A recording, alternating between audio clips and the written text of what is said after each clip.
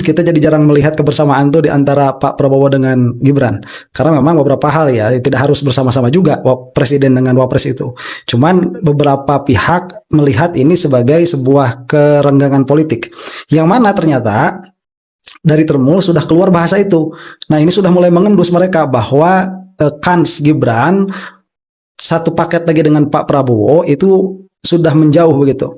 Dan ini bisa dilihat dari beberapa gestur. Misalnya sekarang Termul itu sudah mulai mempermasalahkan pemerintahannya Pak Prabowo. Kita lihat di beberapa kanal misalkan dengan mengeluarkan survei-survei yang menyatakan bahwa masyarakat tidak puas atas kinerjanya Pak Prabowo.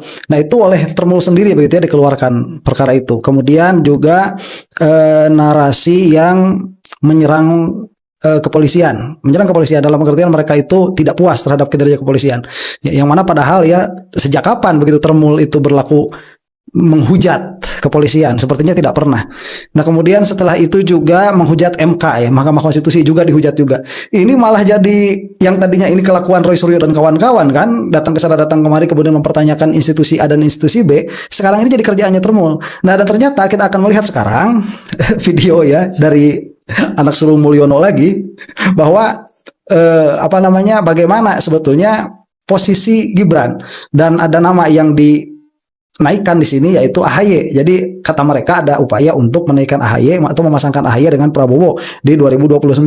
Tapi saya malah melihat Pak Purbaya ini memiliki kans yang besar juga ya untuk disandingkan dengan Pak Prabowo. Bahkan kemarin-kemarin KDM tuh yang digadang-gadang jadi RI 2. Ya ala kuliah lah, masih jauh 2029 itu, peta perpolitikannya menarik, cuman kita agak senang saja begitu kalau melihat Termul ini panik ya, sebagaimana yang akan kita saksikan di sini. Karena yang menjadi keunikan dari mereka itu pola pikir mereka tidak pernah konsisten dan tidak koheren dari satu pemikiran kepada pemikiran yang lain. Kita saksikan saja. Pak Yas, ya. Ini menarik nih menyimak perkembangan Subhan Palal ini ya, yang mendesak supaya Wapres Gibran mundur, dan kalau Gibran mundur gugatan dia yang 125 triliun itu dia akan cabut atau dia tarik gitu loh. Ini kan semakin jelas ya, sebenarnya ujung-ujungnya adalah memang pemakzulan atau mundur ya kan.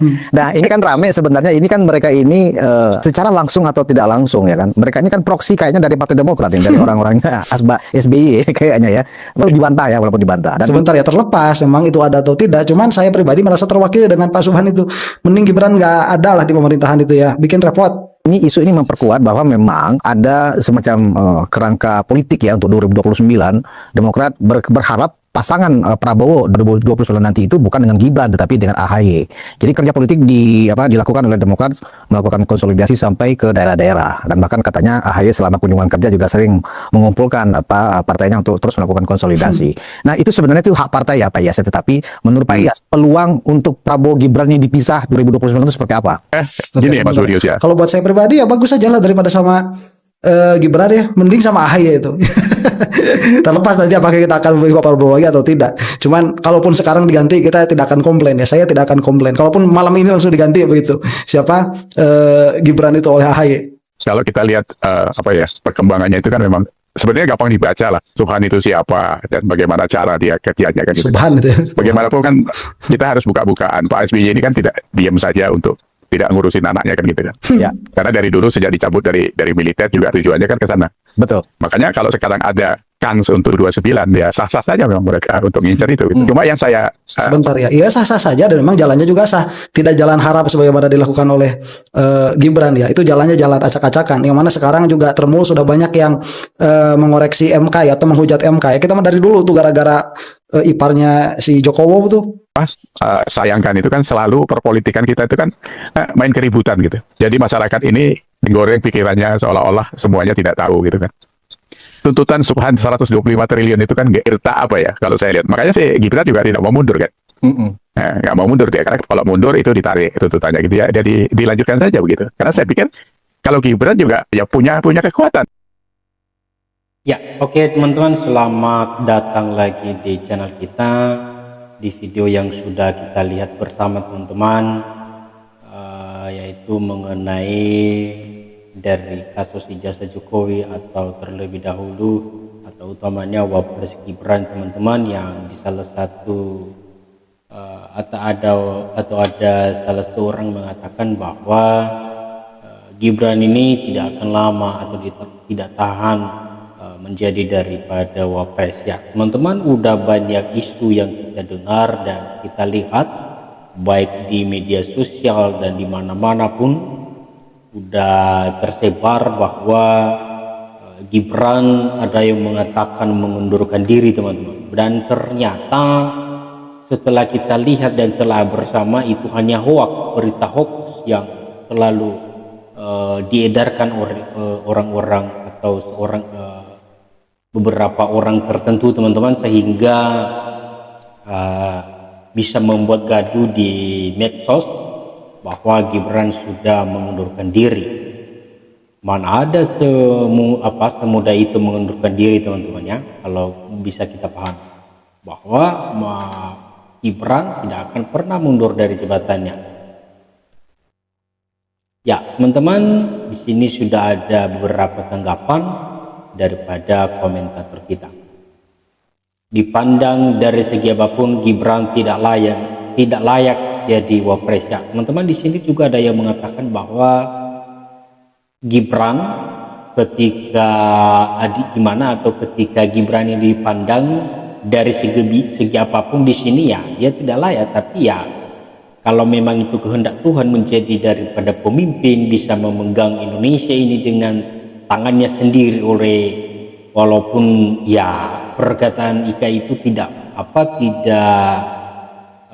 menjadi dasar ya, tidak atau sudah mengiyakan bahwa dia tidak pantas menjadi daripada wapres. Indonesia negara besar perlu pemimpin yang cerdas dan progresif, pemimpin yang punya rekam jejak baik, bisa menjadi panutan. Maaf saja kalau kita katakan Gibran tidak dipandang dari sisi manapun tidak layak menjadi wapres, orang kedua di Republik ini yang akan menggantikan presiden jika dia tetap berhalangan. Momentum bersejarah pada saat baru saja dibuat oleh para purnawirawan TNI tahun 2025 saat mereka silaturahmi di Jakarta. Dalam kesempatan itu mereka mengeluarkan 8 pernyataan yang dimaksudkan sebagai tindakan penyelamatan atas arah perjalanan bangsa dan negara. Salah satunya diantaranya adalah desakan untuk mengganti Gibran Raka Buming Raka dari posisi Wakil Presiden Republik Indonesia. Ya teman-teman, ternyata yang membuat juga pernyataan begini adalah seorang purnawirawan TNI. Entah kenapa dia pengen bahwa Gibran itu harus mengundurkan diri atau tidak sah menjadi daripada wapres teman-teman.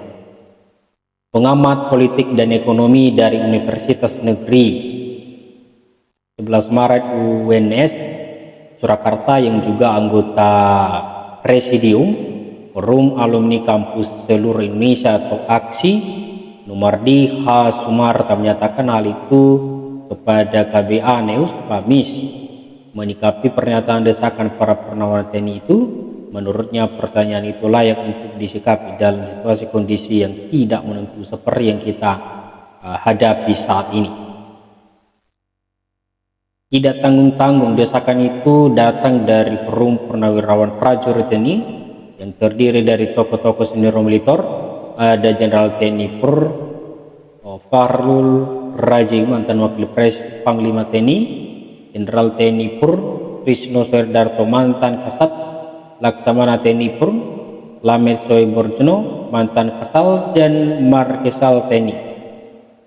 Evania Asna, mantan KSU, menyatakan itu disetujui mantan Wapres RI Jen Trisno, juga mantap Panglima ABRI 1988. Ya teman-teman, ternyata permintaan mereka sangat luar biasa sekali, atau bisa kita bilang pernyataan mereka ini tidak berdasarkan fakta teman-teman, hanya ingin mencari atau menjatuhkan daripada wapres ini. Wakil Presiden ke-6 Republik Indonesia Jenderal TNI Putri Sutrisno bahkan disebut sebagai salah satu tokoh sentral yang turut memberi respons terhadap wawancara pergantian Gibran. Ia bahkan dikabarkan telah menyusun catatan khusus hingga surat wasiat yang ditujukan langsung kepada Presiden Prabowo Subianto, walaupun publik tidak mengetahui apa isi wasiat itu. Ditambahkan oleh Normadi, pernyataan sikap tegas didatangi oleh 103 purnawirawan, Jenderal 73 Laksamana, 65 Marsekal, dan 91 kolonel dari seluruh matra TNI. Pada intinya mereka menyatakan bahwa Gibran Raka Buming Raka pada dasarnya merupakan simbol kelanjutan dinasti Presiden Jokowi yang dinilai tidak sejalan dengan semangat reformasi dan meritokrasi dalam sistem ketatanegaraan. Desakan ini bukan hanya datang dari segelintir suara, tapi dari gerakan besar yang disebut-sebut telah mengumpulkan lebih dari 300 purnawirawan TNI dari lintas Sumatera yang menuntut pemakzulan Gibran secara resmi oleh Majelis Permusyawaratan Rakyat atau MPR. Berdasarkan konstitusi, pemakzulan memang dimungkinkan walaupun harus menempuh beberapa prosedur. Para purnawirawan sadar prosedur itu akan mengikutinya. Kita semua menyaksikan bagaimana Undang-Undang Nomor 7 Tahun 2017 tentang Pemilu dikebiri melalui Ketua MK Anwar Usman atau adik ipar Presiden Jokowi yang juga zaman Gibran, dengan menganulir batasan umum calon. Saat itu Gibran belum memenuhi syarat karena usianya baru 36 tahun, sedangkan Undang-Undang masyarakat minimal 60 tahun. MK melalui cawe-cawe Anwar Usman lewat keputusan MK nomor 90 mengubahnya menjadi 36 tahun dan sudah pernah menjadi kepala daerah. Itu semua hanya merupakan karpet merah untuk ground Gibran karena tidak ada yang memenuhi syarat itu.